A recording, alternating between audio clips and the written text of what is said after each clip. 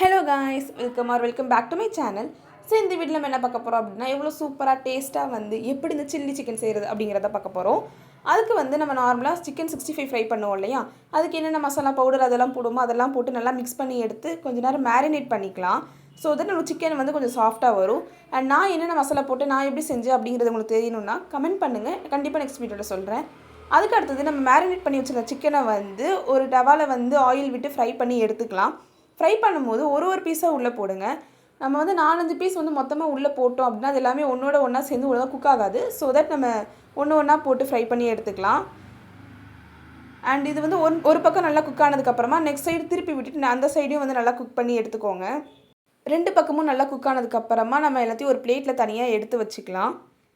அதுக்கப்புறம் இன்னொரு கடாயிலையோ இல்லை அதே கடாயிலையோ வந்து எண்ணெயை விட்டு நல்லா ஹீட் பண்ணிக்கலாம். நான் வந்து அது எனக்கு வதக்கிறதுக்கு வாட்டப்படாதுன்னு சொல்லிட்டு வேறு ஒரு கடாய் எடுத்துகிட்டு அதே ஆயில் யூஸ் பண்ணியிருக்கிறேன். நம்ம அதே ஆயில் யூஸ் பண்ணும்போது நமக்கு டேஸ்ட் வந்து இன்னும் கொஞ்சம் என்ஹான்ஸ் பண்ணி கொடுக்கும். அந்த ஆயில் நல்லா ஹீட் ஆனதுக்கப்புறமா வந்து வெங்காயத்தை நான் வந்து நல்லா நீளமாக வெட்டி உள்ளே போட்டிருக்கேன். நீங்கள் வந்து நீளமாக வெட்டி போடுறதுனால என்ன ஆகும்னா உங்களுக்கு டேஸ்ட் வந்து இன்னும் கொஞ்சம் ஸ்வீட்னஸ் இருந்த மாதிரி இருக்கும். க்யூபாக வேணும்னா அப்படியே வந்து வெட்டி போட்டுக்கலாம். அது நல்லா உள்ளே வெட்டி போட்டதுக்கப்புறமா நல்லா வதக்கி எடுத்துக்கோங்க. வெங்காயம் வந்து ரொம்ப வதங்கக்கூடாது. நம்மளுக்கு வந்து சாப்பிடும்போது கொஞ்சம் லைட்டாக அந்த கிறிஸ்பினஸ் இருக்கிற மாதிரி வதக்கி எடுத்துக்கோங்க. வெங்காயம் நல்லா வதங்கினதுக்கப்புறமா நம்ம இதில் வந்து தேவையான சாஸஸ் இது எல்லாமே ஊற்ற போகிறோம்.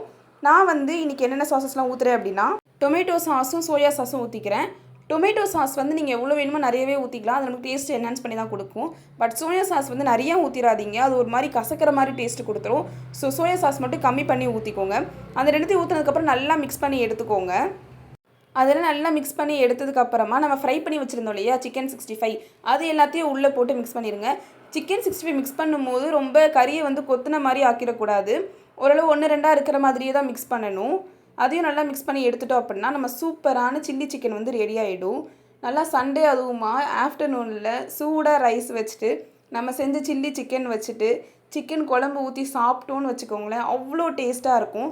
கண்டிப்பாக எல்லாருமே வீட்டில் ட்ரை பண்ணி பாருங்கள். எப்போ பார்த்தாலும் ஒரே சிக்கனை செஞ்சு சிக்கன் 65 மட்டும் சாப்பிட்டுருப்போம். இதை ட்ரை பண்ணும்போது நல்லாயிருக்கும். இந்த மாதிரி சமையல் வீடியோஸ் வேணும்னா நம்ம சேனல் சப்ஸ்கிரைப் பண்ணிக்கோங்க. பாய்.